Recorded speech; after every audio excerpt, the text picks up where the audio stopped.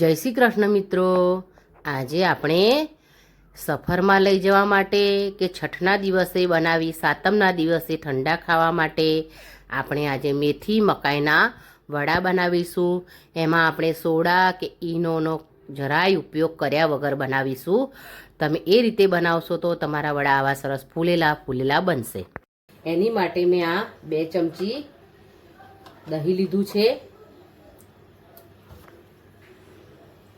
2 ચમચી ગોળ ઉમેરીશું આપણે। તમે ગળપણ તમારી રીતે વધારે ઓછું લઈ શકો છો।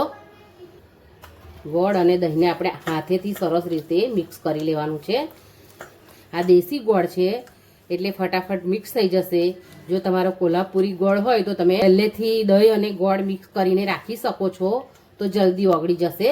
દહીં અને ગોળ સરસ મિક્સ થઈ ગયું છે। 1 ચમચી આદુ મરચાં લસણની પેસ્ટ ઉમેરીશું।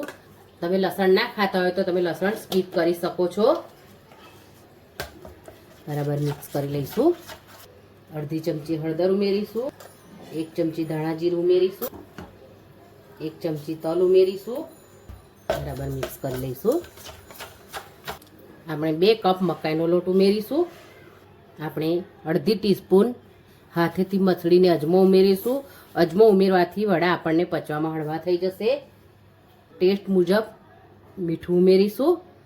આ મેં સફેદ મકાઈનો લોટ લીધો છે, તમે પીળી મકાઈનો લોટ પણ લઈ શકો છો। બધી વસ્તુને આપણે હાથેથી મિક્સ કરી લઈશું સરસ। તમને મારી વડા બનાવવાની રીત ગમે તો તમે મને કમેન્ટ જરૂર કરજો અને તમે કયા ગામ અને કયા શહેરમાંથી જુઓ છો એ પણ જરૂર જણાવજો।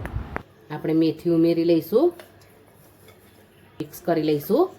મારી ચેનલ ભવનાસ કિચનને હજુ સુધી સબસ્ક્રાઈબ ના કરી હોય તો જરૂર કરી દેજો। લીલા ધાણા ઉમેરીશું, થોડું થોડું પાણી ઉમેરી અને લોટ બાંધી લઈશું। થોડું થોડું પાણી ઉમેરવાનું છે, એક સામટું નથી ઉમેરવાનું। વધારે પાણી પડી જશે તો આપણું મિશ્રણ ઢીલું થઈ જશે, એટલે થોડું થોડું પાણી ઉમેરી અને લોટ બાંધીશું।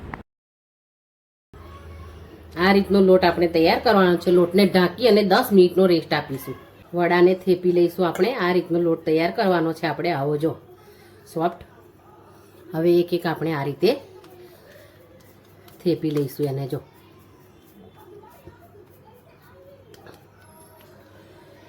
આ રીતે સરસ થેપી લેવાના છે આવા વડા। આપણે વડા તળી લઈશું। આપણે ગેસની ફ્લેમ હાઈ નથી રાખવાની, લો ટુ મીડિયમ રાખવાની છે। તમે જોઈ શકો છો આપણા વડા સરસ ફૂલ્યા છે। બીજી તરફ પલટાવી દઈશું આપણે અને બીજી તરફ થવા દઈશું। વડાને આપણે સરસ ફૂલી ગયા છે, તળાઈ ગયા છે। આપણે એને પ્લેટમાં લઈ લઈશું। આ રીતે આપણે બધા વડા તળી લઈશું। તૈયાર છે આપણા મેથી મકાઈના વડા। વડા બનાવવાની રીત ગમે તો તમે વિડીયોને લાઈક કરજો અને વધુમાં વધુ ફ્રેન્ડ્સ ફેમિલીમાં શેર કરજો।